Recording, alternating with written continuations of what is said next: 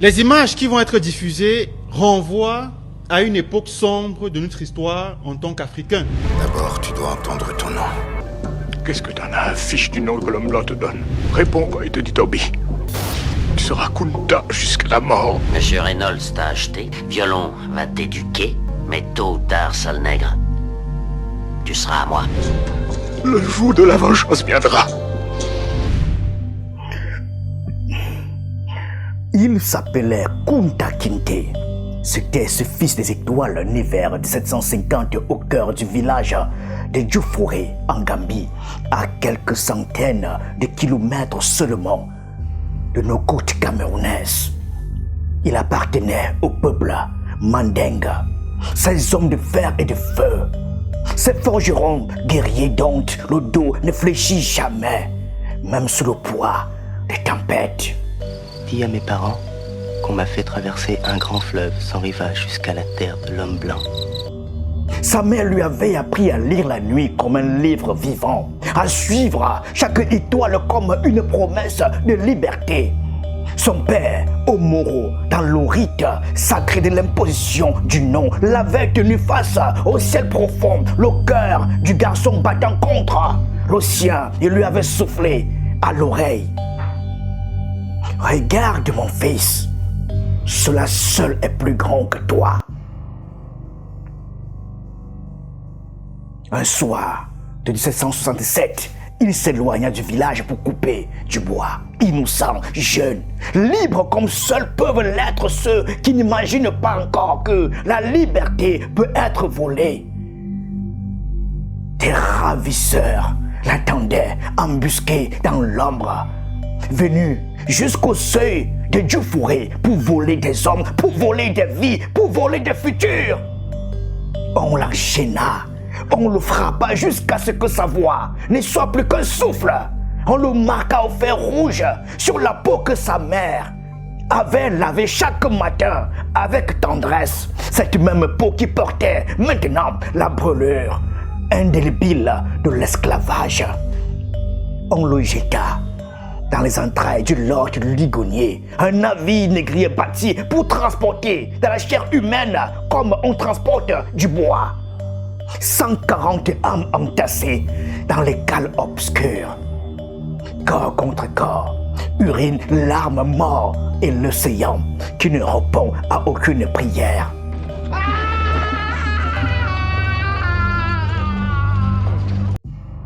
Il arriva à Annapolis, Maryland, le 29 septembre 1767. Les survivants étaient peu.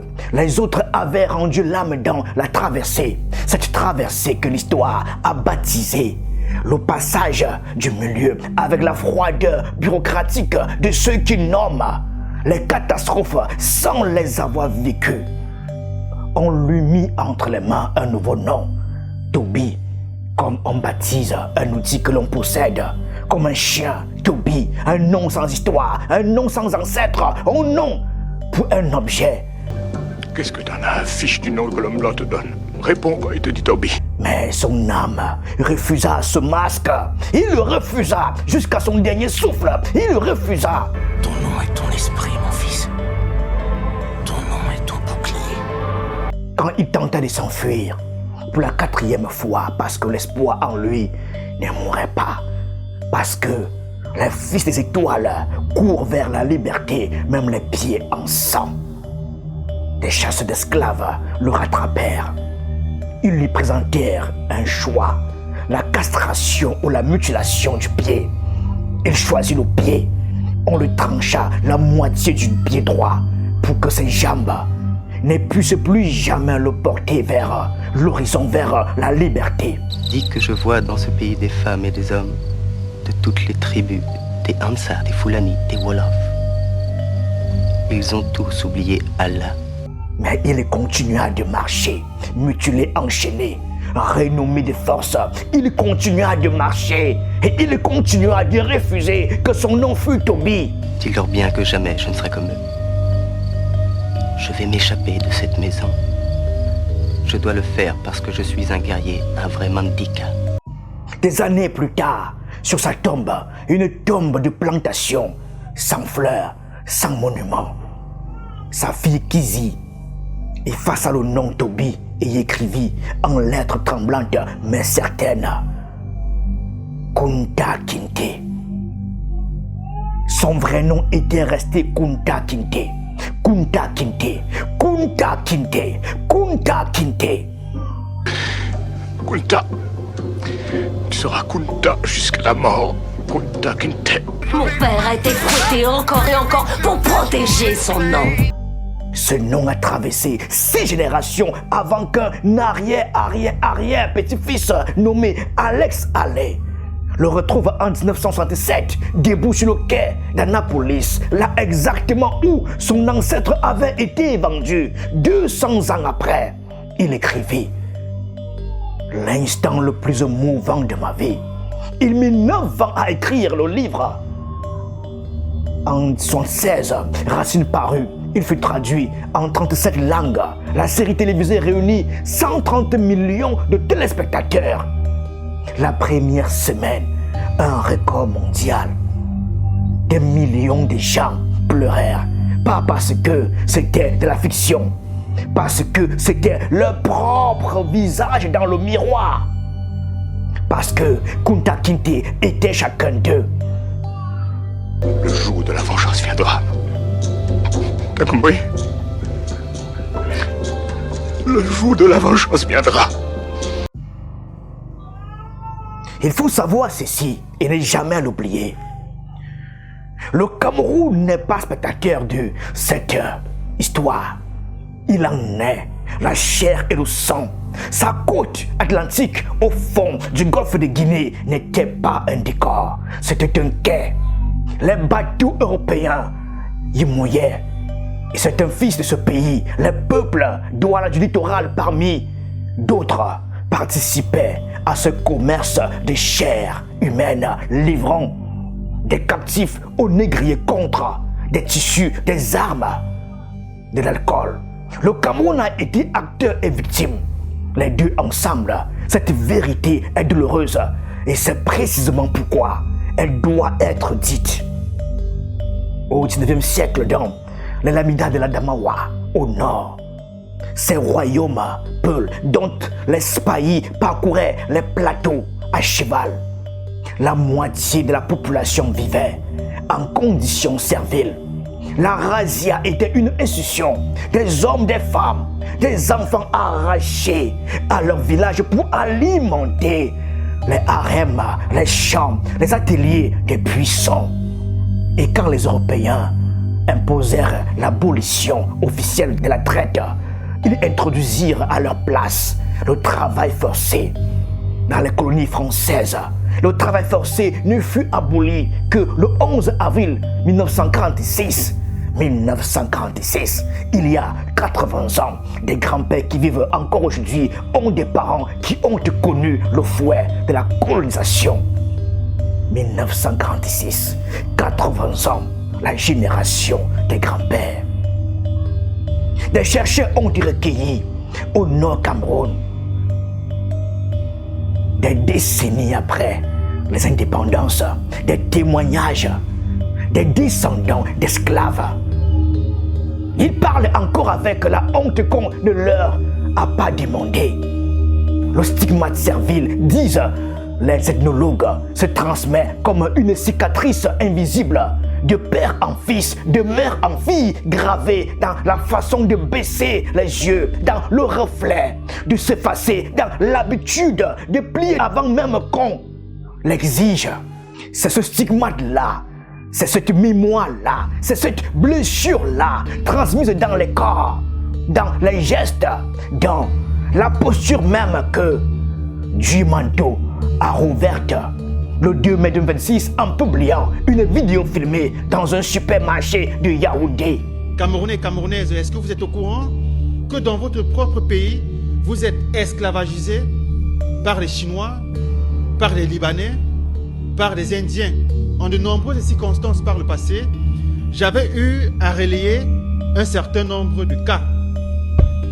À Douala, la capitale économique du Cameroun, dans les centres commerciaux Sino Market et China Umi, détenus par les Chinois, vos frères et sœurs sont régulièrement battus au fouet par les esclavagistes chinois qui, comme à l'époque des champs de coton et de canne à sucre, confient le fouet au chef de la plantation afin qu'il mate les ouvriers de la plantation.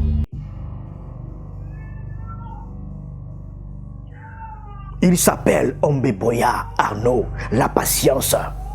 Arnaud la patience. Laissez ce prénom reposer un instant.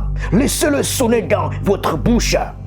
La patience, comme si dès l'état civil, avant même qu'il ne comprenne le monde, le destin l'avait déjà préparé à encaisser, à attendre, à supporter. Arnaud la patience.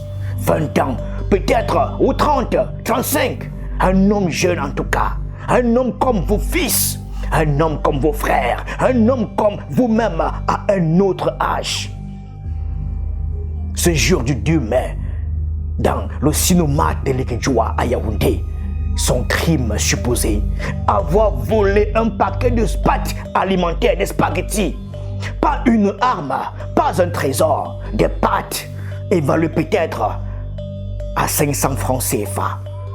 On ne l'amène pas au commissariat. On ne respecte aucune procédure légale. On l'enferme dans les locaux du magasin.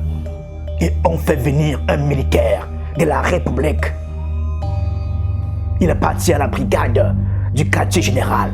Il a été recruté de manière informelle pour garder cet établissement. Soldat de la nation camerounaise, transformé en garde du corps de l'exploitation étrangère. Ce jour-là, il lève le bras et il frappe encore et encore, encore et encore. La lanière siffle. Arnaud est d'abord debout.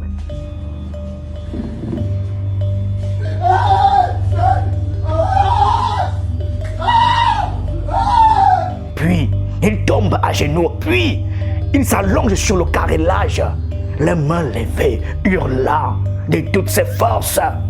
Et autour de lui, quelques mètres plus loin, les bras croisés dans la placidité froide de celui qui surveille son bétail. Yang Min, 29 ans, PDG de Sinomat, ressortissant chinois, regarde. Mais ce n'est pas tout. Les enquêtes révèlent que la scène a été filmée par des ressortissants chinois présents dans le magasin. Filmés non pas pour constituer une preuve, non pas pour signaler un abus, filmés pour être partagés dans des groupes WhatsApp entre Chinois, pour rire, pour se montrer les uns aux autres comment on traite les Noirs au Cameroun. Filmés pour rire entre eux, bon Dieu. Quand vous écoutez cette phrase, est-ce que vous sentez quelque chose se contracter dans votre poitrine? Est-ce que vous sentez monter quelque chose qui ressemble à de la honte? Non pas la vôtre, mais celle qu'on devrait ressentir à leur place et qu'ils ne ressentent manifestement pas.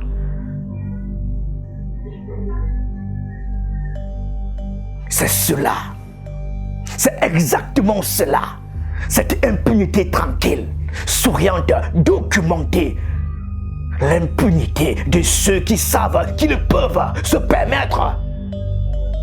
Ils savaient qu'ils pouvaient se permettre parce que ça durait depuis longtemps, parce que personne n'avait jamais dit stop, parce que le militaire obéissait, parce que l'interprète camerounais visible en rouge dans la vidéo servait de courroie, parce que le système entier les protégeait invisiblement depuis des années. La corruption au Cameroun aujourd'hui est à l'origine de beaucoup de nos maux. Tout ce qu'on dit là parle de la corruption. En 2005, dans les mines de cuivre de Chimbichi en Zambie, une explosion tue 51 ouvriers africains dans une usine appartenant à une entreprise d'État chinoise. L'enquête révèle des conditions de travail inhumaines, des salaires de misère, des châtiments corporels pour les travailleurs qui osent se plaindre. Le Times of Zambia écrit un mot, esclavage. Ce mot a été posé en Zambie en 2005, à quelques centaines de kilomètres de nous.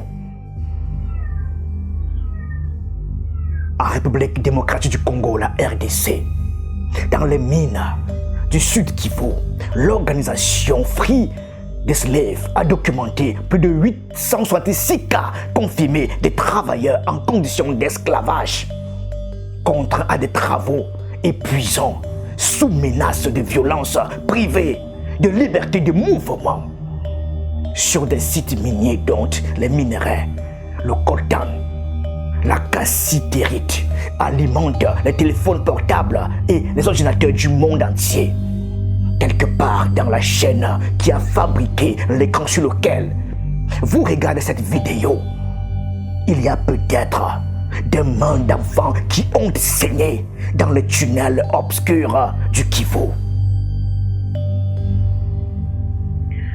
Au Cameroun même, l'influenceur Steve Fa raconte dans les jours qui suivent la publication de la vidéo par Dumento qu'il a lui-même été interrompu lors d'un reportage à Betare Oya à l'Est, où il enquêtait sur les conditions de travail dans des sites d'exploitation aurifères.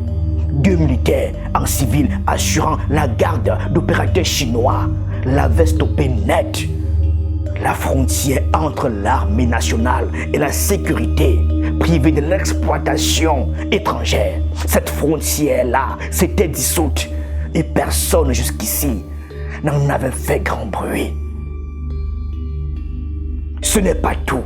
Les témoignages circulent depuis des années dans les couloirs, à voix basse, avec la prudence de ceux qui ont besoin de garder leur emploi. Des ouvriers sur des chantiers à capitaux étrangers, des vendeurs dans des enseignes chinoises, des emplois sur lesquels nul ne demande de reçu, que nul contrat ne protège, où le patron étranger croit disposer en toute impunité d'un droit de corriger le corps de son employé. La maltraitance dans les entreprises, c'est pas forcément la chicotte. Il y a des entreprises qui ont des conditions de travail exécrables. Et vous dites vous-même, il y a des problèmes psychologiques, psychosociaux, etc.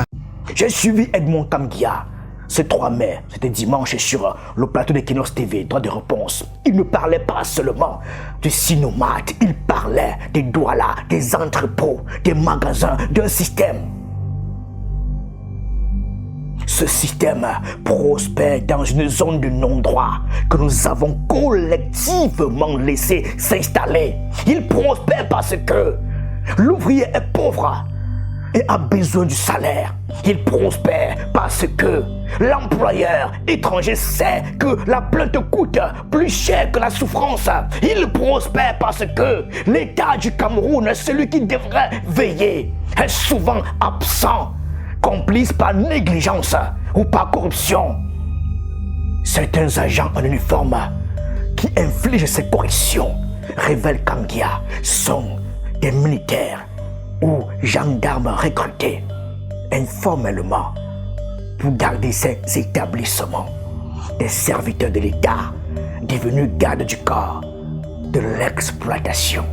Je pense que le mal, il est profond, et il est tellement profond que l'État doit immédiatement résoudre ce problème en commençant par réhabiliter le code du travail. C'est alors qu'on comprend la phrase que le journal Liberté du Togo écrivait en 2008 à propos de la présence chinoise en Afrique. L'argent coule à flot.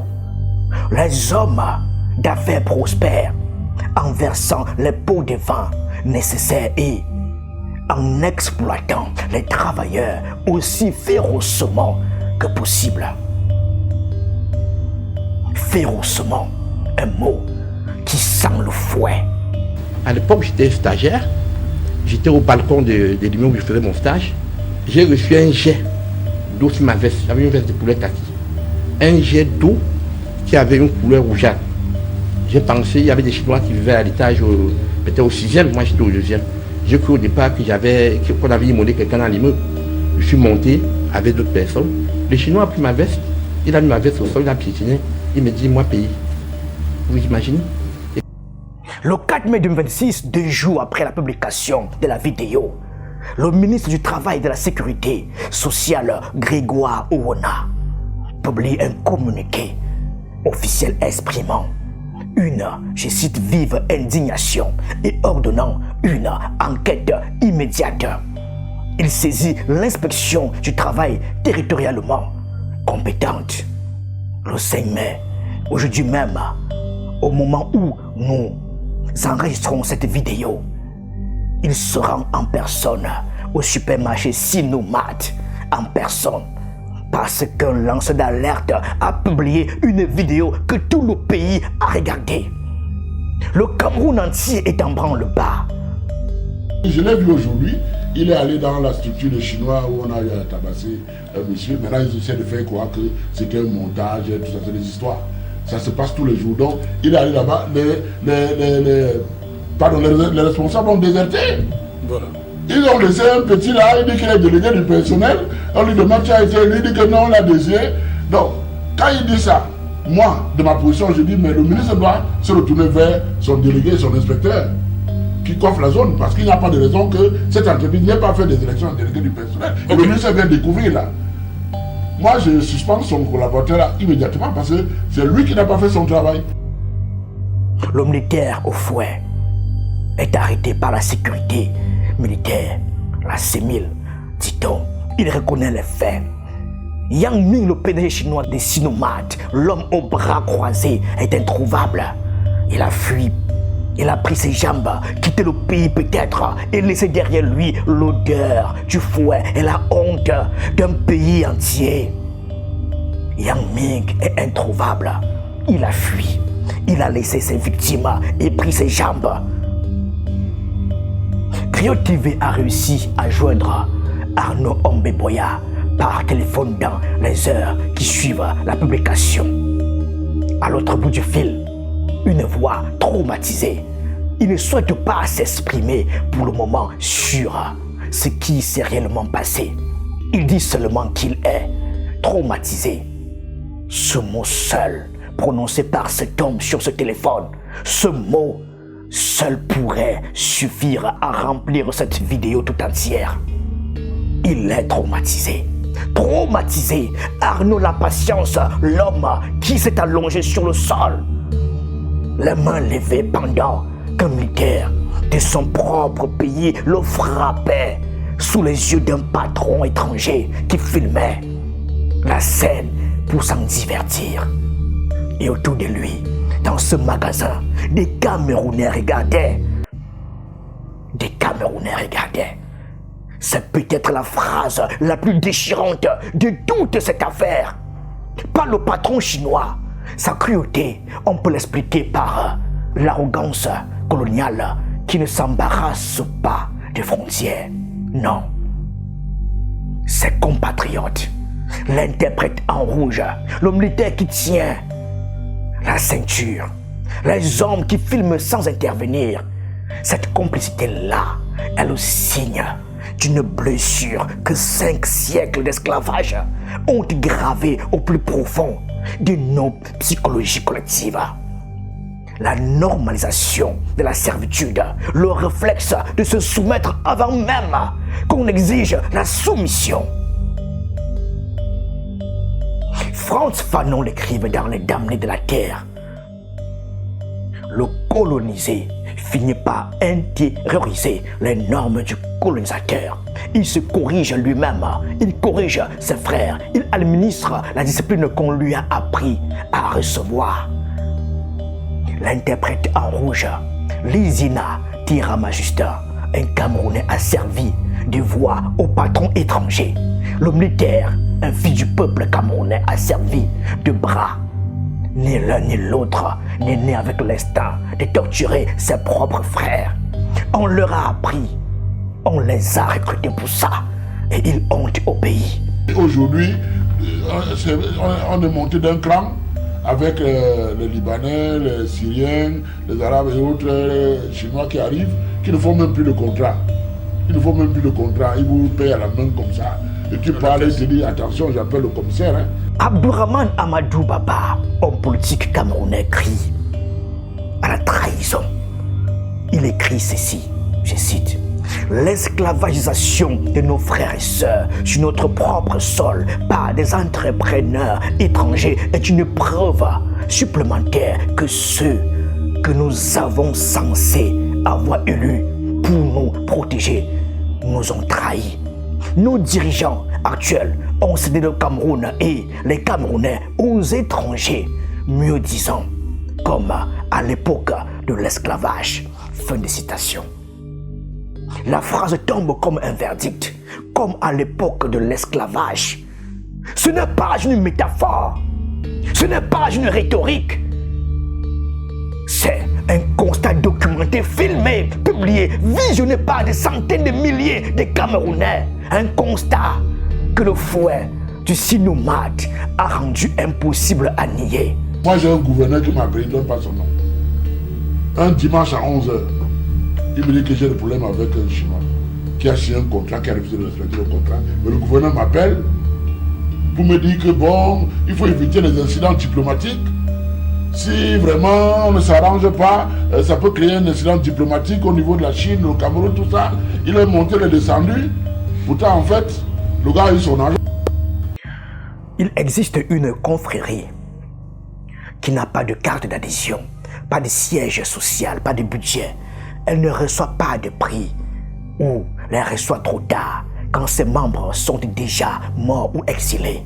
Son seul critère d'appartenance, le courage de voir ce que les autres refusent, de regarder et de le dire à voix haute quand tout le monde se tait.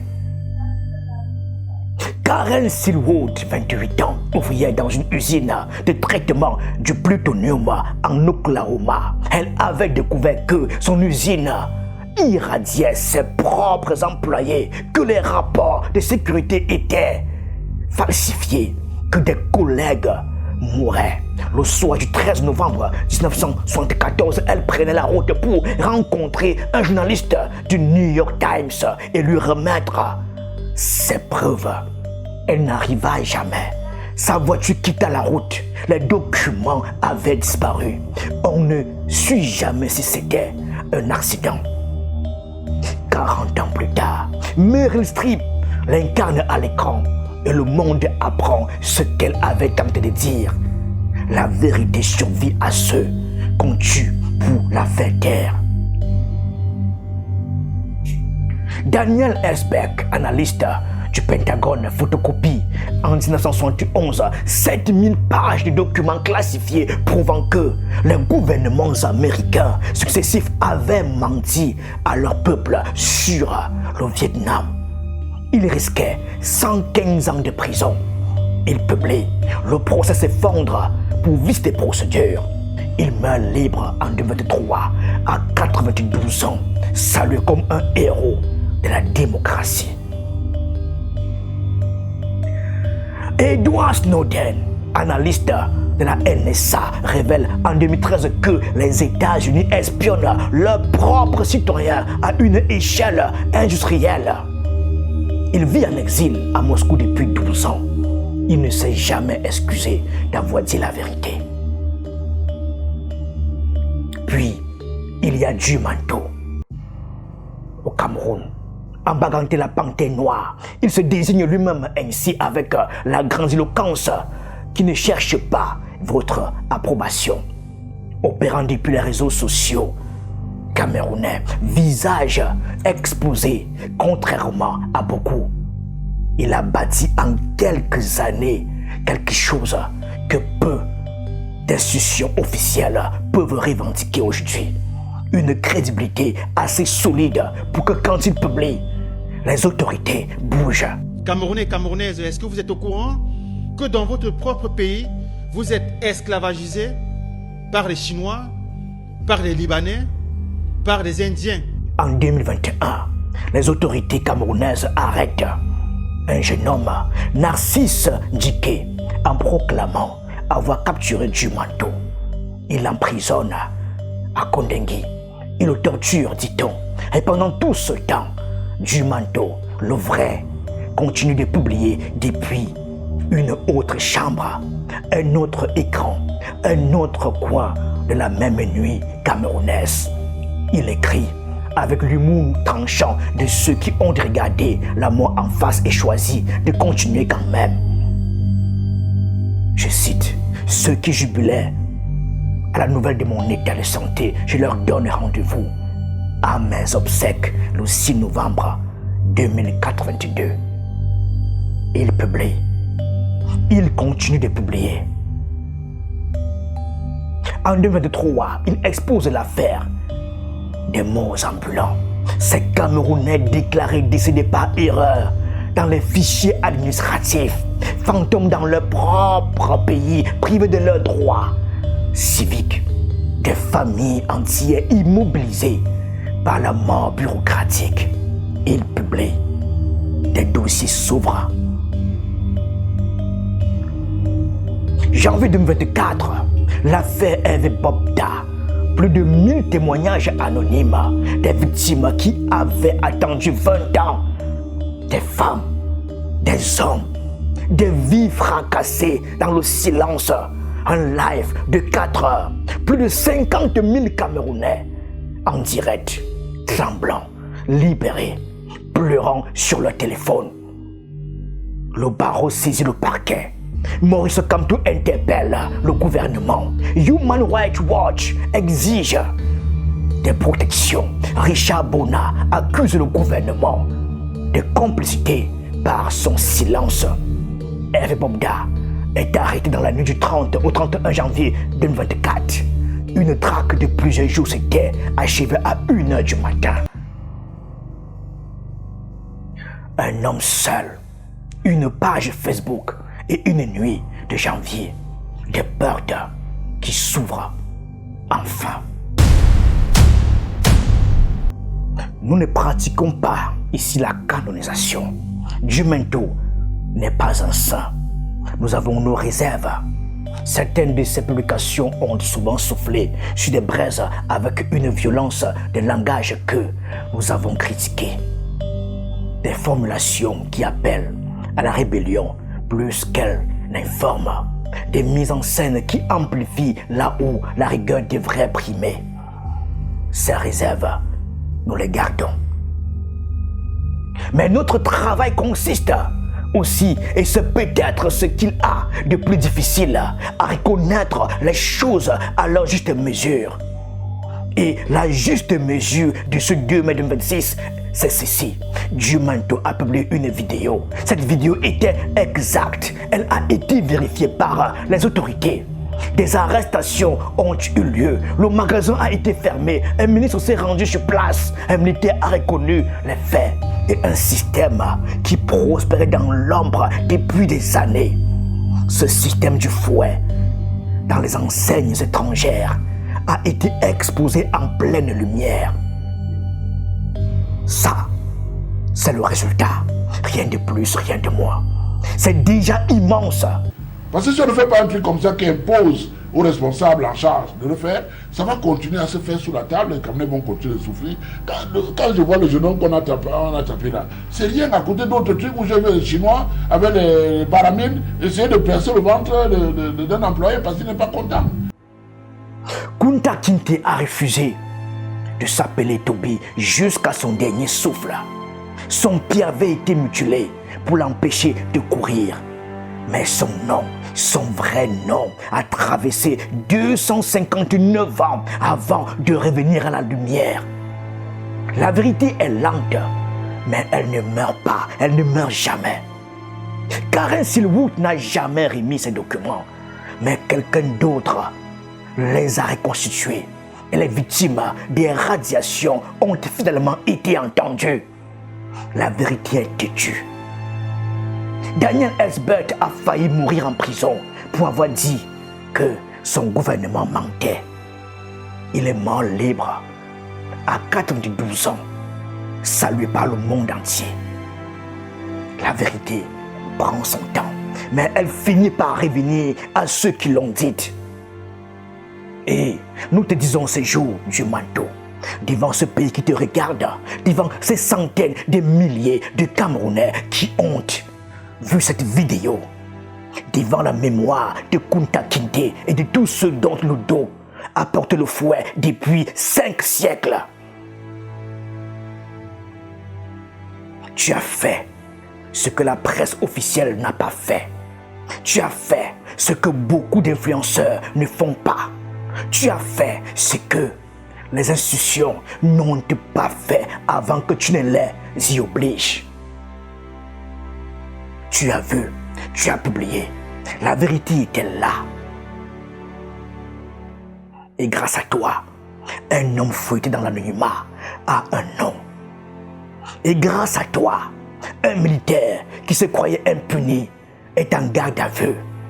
Et grâce à toi, un ministre a dû se lever de son fauteuil et marcher jusqu'à Elikedjoua.